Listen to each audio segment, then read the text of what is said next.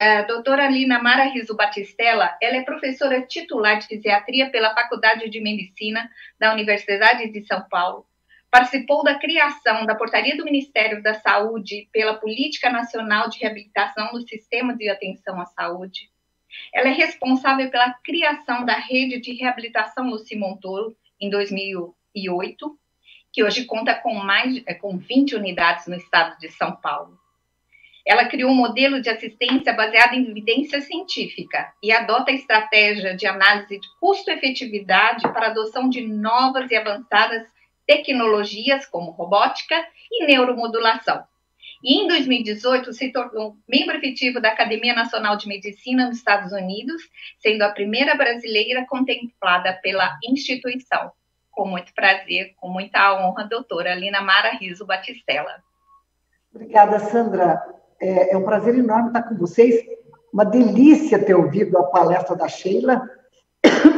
A gente reconhece a luta dela para colocar o ABC na agenda do Sistema Único de Saúde. E quando a gente faz uma ação forte no Sistema Único de Saúde, a influência no sistema suplementar é imensa. Tudo precisa realmente começar no sistema público.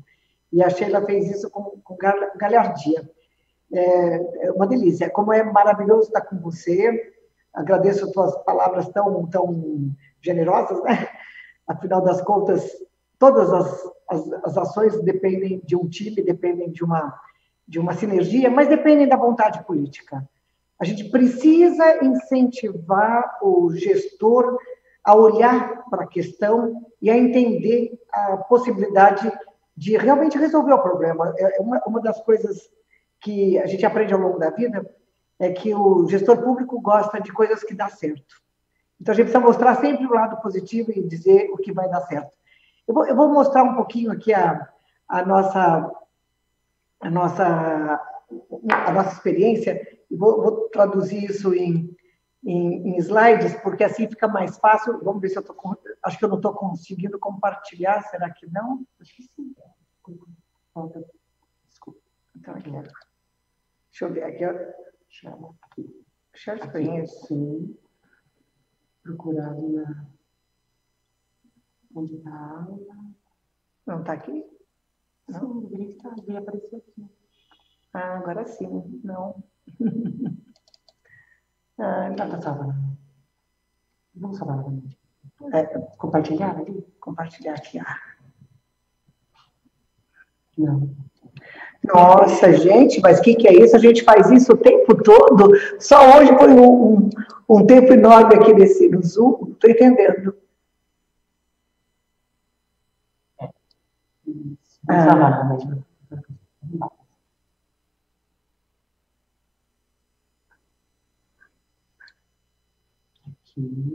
Então, espera um pouquinho, fechar. Vou fechar aqui. Vou compartilhar. Vou abrir aqui. Não, tem que aparecer ali, doutora.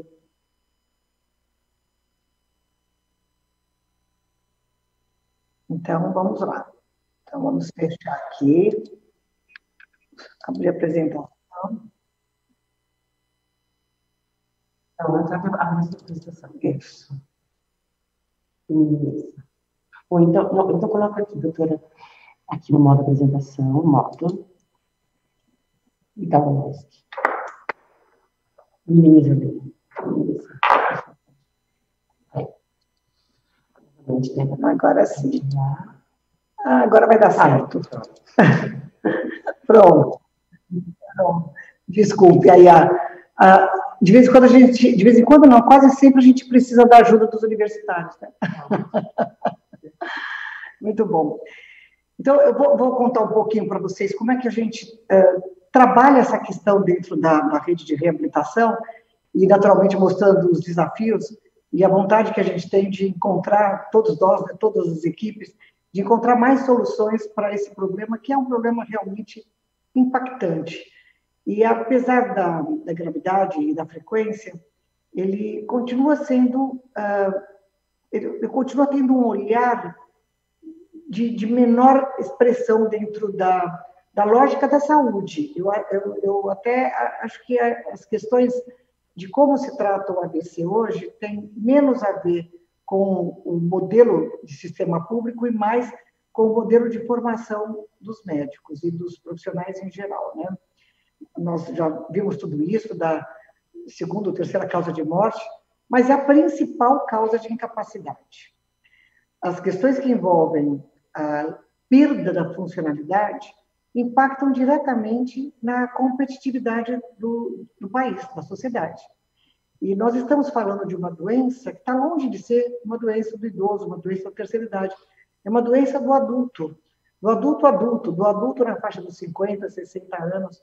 Portanto, ela tem importância quando nós estamos falando de desenvolvimento, ela tem importância quando nós estamos falando de pesquisa, de ensino e de mudança de estratégia. Nem vou repetir muito isso, já estamos falando, já foi lembrado, mas o AVC continua tendo uma letalidade alta no Brasil. No mundo inteiro tem uma letalidade alta, mas aqui no Brasil ainda está mais do que em alguns países. E é por isso que ela se torna a principal causa de incapacidade no adulto. Quando nós olhamos para o quadro do quadro funcional, é possível que 10% ou um pouco mais que isso saiam sem nenhuma sequela no primeiro AVC. E esses são os candidatos ao segundo. 68% a 88% tem um declínio, tem alguma deficiência.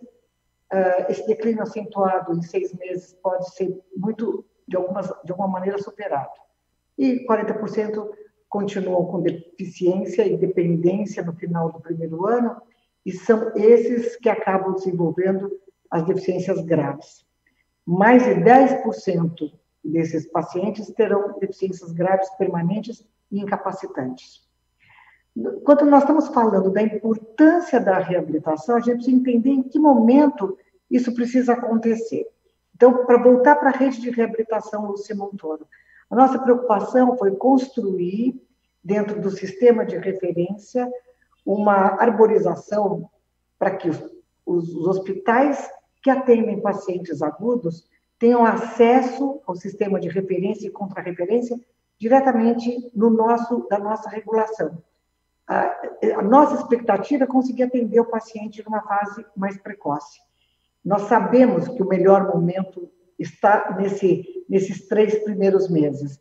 É difícil atender o paciente que está numa fase aguda e crítica, e que o efeito do estímulo da reabilitação pode, inclusive, comprometer a sua capacidade cardiovascular, a sua reserva cardiovascular. Então, a gente precisa ter uma ação clara, inclusive medindo os resultados, mas o melhor momento é realmente a partir da 3ª semana até o final do primeiro ano.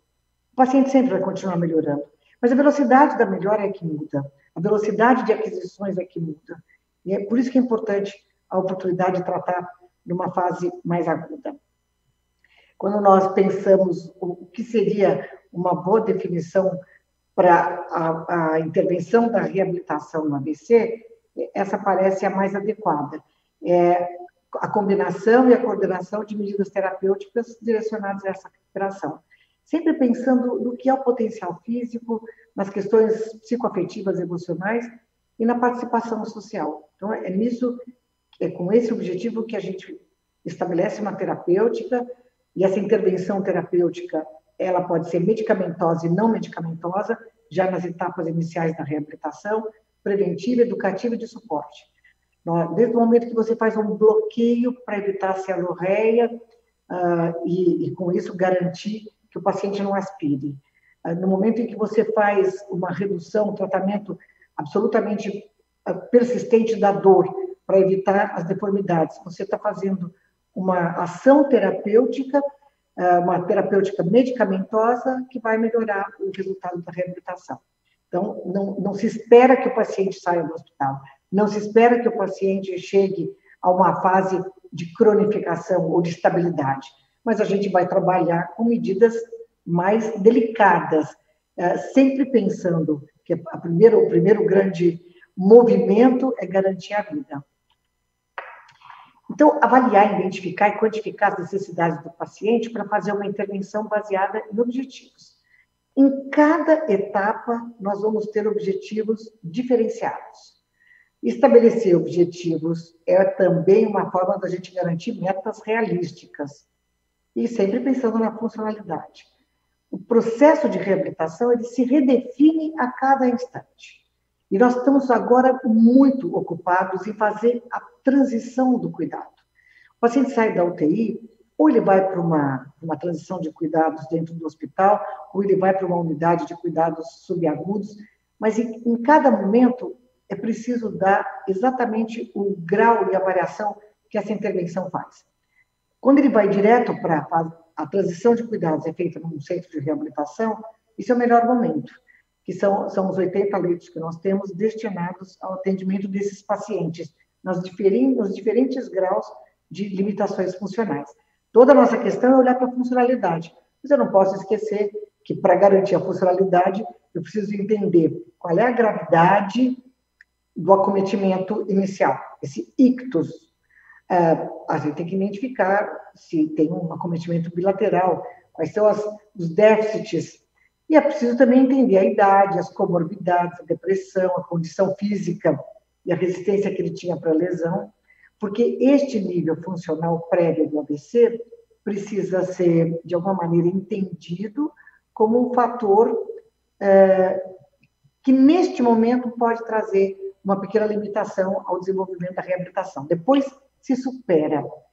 Esta funcionalidade imediata, imediatamente após o AVC, a forma como eu avalio esse paciente na fase aguda, é o que vai me dar uma sinalização do prognóstico da fase crônica, né, da fase de cronificação. E todos, ou muitos estudos transversais sugerem que a gente precisa entender a recuperação das funções e atividades desses primeiros dias, pós-stroke, como um preditor. Bom, para entender isso, e para eu ser capaz de avaliar o paciente adequadamente quando ele chega no centro de reabilitação, eu preciso conhecer como é que está a evolução do paciente nesse momento da fase aguda. Então, trabalhar desde a fase aguda faz toda a diferença. Equipes de reabilitação que contam com equipes do tratamento do AVC, o stroke, nas unidades de stroke, nas unidades de AVC, que contam com esse processo de reabilitação estruturado desde a fase aguda, tem resultados e tem desfechos muito mais satisfatórios. Bom, o que a gente pensa em termos de reabilitação para garantir a funcionalidade? Desde os cuidados básicos, né, das estruturas fisiológicas mais básicas, até tudo que possa significar limitação, desde a prevenção da úlcera até um tratamento que a gente chama de agressivo para conter a dor, caso haja suspeita. Mas eu preciso ver a quantas anda a questão oral, o bruxismo, a manutenção da função respiratória, o estado nutricional adequado para que ele não perca mais músculo do que o imobilismo vai prever, prevenir aspiração, isso é fundamental, e tratar a disfagia. A Sheila lembrou muito bem a dificuldade do passado de ter uma escala para avaliar, e hoje a gente usa o MRC, que é uma boa escala de disfagia, e para fazer a intervenção. E é super importante, nesse primeiro momento, a gente já se dá conta deste aspecto, que muitas vezes causa, inclusive, de permanência por mais tempo na UTI. O paciente aspira, acaba indo para uma sonda nasogástrica ou para uma alimentação diferenciada, não por isso chegaria à alimentação parenteral, mas ele acaba ficando mais tempo. As aspirações de repetição levam a pneumonias e levam a questões mais complicadas. As alterações da cavidade oral precisam ser lembradas. A gente precisa entender o grau de facilidade que esse paciente tem na ingesta, no cuidado oral, até para entender como é que ele vai falar. E se a disfagia é um problema, a afasia é um grande problema. E a gente tem que tratar disso desde cedo. Por isso que as unidades especializadas em AVC, e aqui a gente tem que fazer realmente uma nota de agradecimento à Sheila, são tão importantes, né? A gente não consegue estar em todas as unidades especializadas em AVC no estado de São Paulo, mas a gente consegue formar profissionais para essas áreas. E a gente consegue também estabelecer o mínimo de protocolos para reabilitação que permitam, pelo menos nos grandes hospitais, públicos ou privados, que permitam que esse suporte clínico e funcional seja usado de forma adequada para garantir um bom prognóstico. E sempre registrar esses marcadores de lesão. Avaliação, os marcadores da lesão, os biomarcadores. Avaliação funcional é fundamental, e essa avaliação funcional é que vai ser o nosso paradigma para a gente começar uma reabilitação precoce. Ainda que o paciente tenha restrições do ponto de vista de gasto energético, ou restrições de mobilidade, até pelo impacto da lesão, a gente precisa começar a estimular. Nós fazemos uma leitura de como anda este modelo de atendimento, exatamente baseado nas escalas que são clássicas e que devem ser medidas, avaliadas, já na fase inicial da UTI. E essas mesmas escalas acompanham o paciente ao longo de todo o processo de reabilitação. Aqui tem um exemplo. E por que eu estou falando dessas escalas? Porque nós vamos ficar repetindo nem a ressonância magnética, nem os exames mais sofisticados o tempo todo. Mas a gente pode repetir as escalas funcionais e entender a evolução do paciente. Para contar para vocês um pouco da experiência do Instituto de Reabilitação do Simão Toro, nós temos um trabalho feito com pacientes que eram todos pacientes bastante graves, que chegaram para nós enfim, um intervalo grande entre o ictus e a internação, e que ficaram internados por 30 dias em média e apresentaram uma melhora muito grande da MIF motora e da MIF cognitiva, mostrando a importância de um tratamento, um protocolo multidisciplinar que estimula o paciente do ponto de vista físico e cognitivo. Não existe possibilidade de tratar o paciente como se ele fosse uma perna que não anda ou um braço que não se movimenta, porque todo o processo é integrado, o controle motor é integrado a nível do sistema nervoso central. Então, você tem que trabalhar de forma simultânea os aspectos cognitivos, né, as lesões do ponto de vista das funções corticais superiores e os aspectos motores. E é muito fácil trabalhar as coisas simultaneamente quando a gente tem uma equipe multidisciplinar.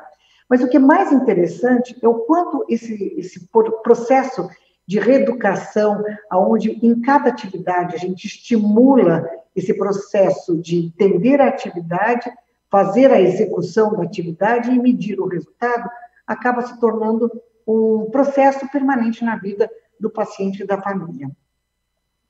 Quando nós estamos falando de que é preciso trabalhar com evidência, a gente pode separar as evidências em diferentes níveis e para diferentes intervenções. Por exemplo, a questão de unidades de internação multidisciplinar. O que significa uma unidade de internação multidisciplinar? Eu tenho um paciente que sai da fase aguda de uma enfermaria de alta complexidade, ele não é o crítico, ele não é o paciente da UTI, ele é o paciente que ainda tem alguma instabilidade, mas não precisa mais da UTI. Esse paciente, quando sai desta fase aguda, ele tem um razoável controle das suas condições clínico-funcionais, ele vai para uma unidade de internação multidisciplinar. Um trabalho de reabilitação feito no nível do hospital, na enfermaria de cuidados agudos, é bom. Mas a internação em unidades especializadas, isso é comprovado, é ótimo. Toda vez que eu tenho um idoso com AVC recente, está comprovado isso, que ao ser transferido para uma enfermaria de reabilitação ou um hospital para cuidados de transição, ele, especializado em reabilitação, claro, ele tem um desempenho muito melhor. Os desfechos ficam muito mais presentes, mais rápidos e mais positivos. Isso reduz o número de pessoas encaminhadas para o ambiente institucional, seja na residência, como home care ou qualquer outro tipo de situação privilegiada de segurança, mas de muita dependência, e reduz a dependência e a morte. Por que é que a gente ainda não tem tantas unidades de internação especializadas na assistência multidisciplinar nos hospitais? Porque o hospital foi feito para ser um local de tratamento de pacientes agudos, pacientes de alta complexidade. Então, nós precisamos agora criar uma rede secundária, ou criar hospitais de reabilitação que possam dar conta desse desafio que é comprovadamente o melhor modelo de tratamento para os pacientes, sobretudo para os pacientes com AVC, para todos os pacientes com grandes incapacidades, né, com grandes dependências funcionais, e ainda numa fase aguda não crítica ou subaguda, mas comprovadamente para o AVC. Isso, os trabalhos das agências internacionais, das associações internacionais, mostram o quanto pacientes em programa de internação realmente têm melhora da função motora, do nível de independência e com manutenção dos ganhos após 3 meses. Isso para os trabalhos com grandes coortes. Mas nós acompanhamos os nossos pacientes por no mínimo 2 anos e realmente os ganhos se mantêm. Os pacientes em programa ambulatorial também melhoram, mas eles melhoram menos do que os pacientes no mesmo período e com o mesmo grau de funcionalidade. Então, é evidente que para programas de reabilitação para pacientes com AVC, nós devíamos sempre levar em consideração esses aspectos, né? Os algoritmos mostram, principalmente quando falando de membro superior, e aí voltando um pouquinho para trás, todo paciente com AVC que chega para reabilitação tem uma expectativa enorme de voltar a andar, e a maioria, felizmente, volta a andar com algum tipo de ajuda, com algum tipo de tecnologia assistiva. Mas o grande desafio é sempre o membro superior, porque é o que nos dá independência nas atividades de vida diária, de vida prática, é o que nos dá a conotação de comunicação com o restante do mundo através do mundo digital, mas é o que nos coloca numa posição social absolutamente à vontade para participar de uma refeição, para trabalhar em alguma atividade que nos dê prazer e até para as pequenas tarefas do nosso dia a dia dentro de casa. Então, quando nós olhamos para o que são os objetivos da reabilitação e como é que nós podemos trabalhar uma recuperação completa, uma recuperação notável, muito boa, limitada ou nenhuma, a gente sempre vai ver que tem uma tarefa específica relacionada com a utilização do membro superior, que é o que nós estamos vendo aqui nesse trabalho. E por que nós estamos falando tudo isso? Porque quando nós estamos falando da movimentação fina dos braços, da mão, a capacidade de escrever, de segurar um objeto, de fazer uma atividade, nós estamos falando num grande estímulo para o cérebro. As nossas pesquisas, e a gente pode depois falar sobre isso, mostram ativação cerebral, ativação da área motora cerebral pela marcha ou pelas atividades de membros superiores, são bastante diferentes. Quando nós estamos trabalhando a atenção, a coordenação, o desejo de fazer uma tarefa que envolve o membro superior, a gente tem uma grande ativação cerebral. Então, trabalhar o membro superior faz bem para o cérebro. Melhor do que a marcha, que é um modelo muito mais simples de movimento e que tem uma praxia, um aprendizado muito mais rápido. A gente precisa andar, até para garantir o tônus muscular, a evitar a osteoporose, aprender a fazer a prevenção de quedas e garantir melhor conexão social. Mas a gente não pode esquecer os membros superiores. Por isso que as terapias robóticas acabaram trazendo um incrível ganho para a área do AVC e para a área do atendimento ao controle motor, à neuroplasticidade. Toda vez que a gente está falando em neuroplasticidade, nós estamos falando em controle motor. E essa terapia robótica, os exercícios robóticos, que tem um componente motor, porque eu tenho que achar um exercício e repetir esse exercício, e a confiabilidade, a acurácia com que eu respondo e repito esse exercício é passível de ser medida, coisas que com a terapia ocupacional convencional a gente não consegue, mas eu preciso de atenção e coordenação, e isso exige, atenção e memória, exige um grande esforço cerebral. Portanto, eu estou trabalhando a parte motora e a parte cognitiva. Aqui é que se coloca a importância dos exercícios robóticos. Eu faço 1000 repetições brincando. Em meia hora, em geral, o paciente está variando entre 500 e 600 repetições. Em 45 minutos, ele chega a 1 hora, sem cansar. E a fadiga é um dos elementos que nos impede de ganhar controle motor e de fazer a neuroplasticidade. Portanto, eu preciso de um exercício agradável, que crie uma discreta competição, sem haver o desânimo, sem haver a frustração, e que permita que eu trabalhe, ao mesmo tempo, as funções corticais superiores, a parte cognitiva e a parte motora. Então, esse é um trabalho que começa na fase pós-aguda e continua ao longo do processo de cronificação. Quando nós associamos a realidade virtual, que é o caso desse modelo de reabilitação, ainda pensando no membro superior, nós fazemos com que haja um trabalho cerebral muito abrangente. Tudo que nós queremos no AVC é construir o equilíbrio interhemisférico. Para construir o equilíbrio interhemisférico e garantir que o paciente tenha um desenvolvimento da área, tem uma penumbra, e eu vou fazer uma superação dessa área, criando novos caminhos, né, para as células cerebrais, eu preciso fazer coisas agradáveis, senão o cérebro não responde. Eu preciso fazer coisas desafiadoras, que não causem frustração. E eu preciso, acima de tudo, fazer a repetição. Para fazer repetição, sem criar o desconforto ou o desagrado, eu preciso construir estratégias muito agradáveis. E é por isso que, da mesma maneira, a gente associa a treino de marcha de equilíbrio com realidade virtual e com a parte robótica. E nisso é um sucesso. Mas é um sucesso maior ainda, porque toda vez, e esse equipamento, o GEL, é um equipamento específico em termos de robótica para o hemiplégico, ele traduz um ganho, inclusive na área de comunicação. É interessante como os pacientes começam a fazer os exercícios robóticos, tanto de membro superior como de membro inferior, e acabam melhorando a comunicação, melhora o controle da disfagia, melhora o controle da deglutição.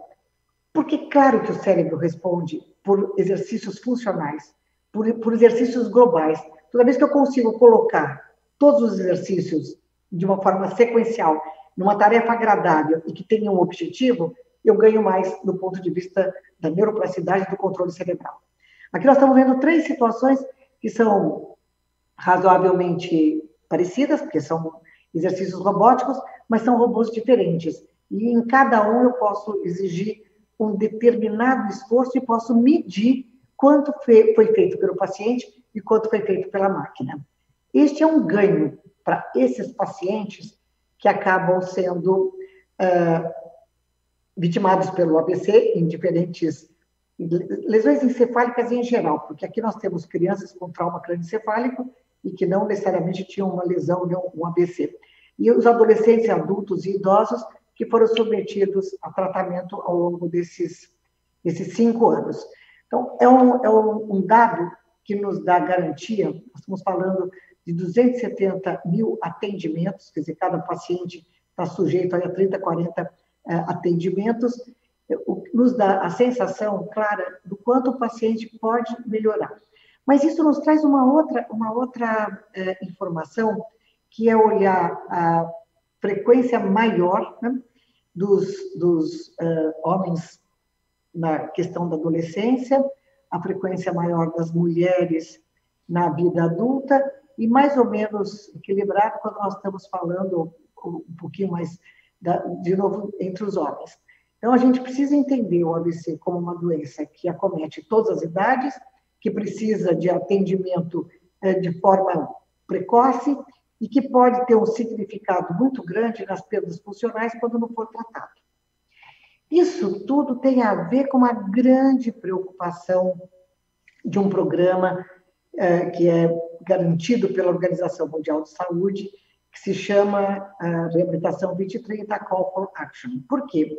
Porque como a AVC é a doença mais prevalente do ponto de vista de incapacidade no mundo inteiro, e isso significa dias vividos com incapacidade, portanto, você impacta o desenvolvimento, e o desenvolvimento e a deficiência, eles são tratados de forma bidirecional quando nós estamos falando dos objetivos do desenvolvimento sustentável, dos objetivos do milênio. E essa é uma das ODS, a ODS, né, o objetivo número 3, que é melhor saúde para todos e melhor qualidade de vida para todos em todas as idades. Saúde para todos, melhor qualidade de vida para todos em todas as idades, gerou uma série de programas dentro da Organização Mundial de Saúde, e esse é um dos programas que se chama Reabilitação 2030 Call for Action, que é exatamente uma chamada para que haja um esforço de levar a reabilitação para as fases mais precoces da instalação da incapacidade e a garantia de um tratamento ao longo da linha do cuidado. Não é só na UTI, e não é só no centro de reabilitação, e não é só na atenção primária, mas é ao longo do processo da condição de saúde que exige aquela intervenção. Então, uma sólida força de trabalho multidisciplinar, promover os conceitos de reabilitação na formação de toda a força de trabalho em saúde, expandir o financiamento da reabilitação, coletar informações relevantes para que os sistemas de informação possam ter melhor colocado o significado do atendimento a esses pacientes e o retorno para a sociedade. Esse é o valor em saúde, é garantir que esse paciente possa receber o melhor para que ele tenha um desfecho compatível com a sua funcionalidade, com a sua idade. Os desfechos são iguais quando eu estou falando de uma pessoa de 90 anos e de um jovem de 17. Mas para todos, seja com 17 ou seja com 90, eu preciso entender qual é o desfecho que eu quero chegar. Mas é preciso também construir mais capacidade de pesquisa e estabelecer redes e parcerias sobre reabilitação. Então, é um pouco do que nós fazemos, tentando influir para que dentro do sistema de saúde, na fase aguda, os pacientes já possam ser vistos pensando no prognóstico de reabilitação. E é com essa mesma lógica que nós construímos essa rede, que se capilarizou pelo Estado de São Paulo. Não é possível ter todos os processos e os avanços terapêuticos em todas as unidades, isso vai sendo construído progressivamente, mas traz um aprendizado do trabalho com protocolos bem definidos e que a gente possa comparar. Traz um segundo aprendizado, que muitas das intervenções que nós fazemos, usando tecnologias mais sofisticadas, nós fazemos neuromodulação com atividade física para garantir uma melhor resposta. Nós fazemos o eletroencefalo de alta densidade com 128 canais para identificar quais são as áreas que estão sendo trabalhadas nos diferentes exercícios. Mas a partir desse conhecimento, a partir do conhecimento que nos traz estimulação magnética diagnóstica ou estimulação magnética transcraniana repetitiva para garantir uma melhor performance, um melhor desempenho, nós vamos passando essas informações para as outras unidades, para trabalhar com a mesma sistemática e garantir que os pacientes todos possam ser tratados com protocolos clínicos relevantes e que tenham significado na melhora do paciente, na construção de um sistema de saúde mais justo, e sempre olhando para a questão da eficiência do gasto público. A eficiência do gasto público não se mede pela quantidade de recursos que a gente coloca à disposição. A eficiência do gasto público se mede pelo desfecho positivo que se alcança ao final de uma intervenção. E é por isso que nós medimos tudo que nós fazemos, e é por isso que nós identificamos com muita facilidade os ganhos que o paciente tem em cada intervenção. E se uma intervenção não serve, nós vamos colocá-la de lado. Se ela não tem evidência, nós vamos fazer pesquisa. Se ela tem evidência, nós vamos medir a forma como nossos pacientes são colocados dentro dessa sistemática. Mas medir. Esse é o mantra da reabilitação, para garantir que a funcionalidade seja colocada como um sinal clínico importante. Porque daqui a pouco a gente não vai mais perguntar que idade você tem, a gente vai perguntar qual é o seu grau funcional. Porque a idade é relevante no mundo onde as pessoas estão vivendo até 100 anos. Mas a funcionalidade interessa para a criança, para o jovem, para o homem, para a mulher, para o idoso, porque nós precisamos ter a garantia de uma boa função para alcançar os nossos objetivos.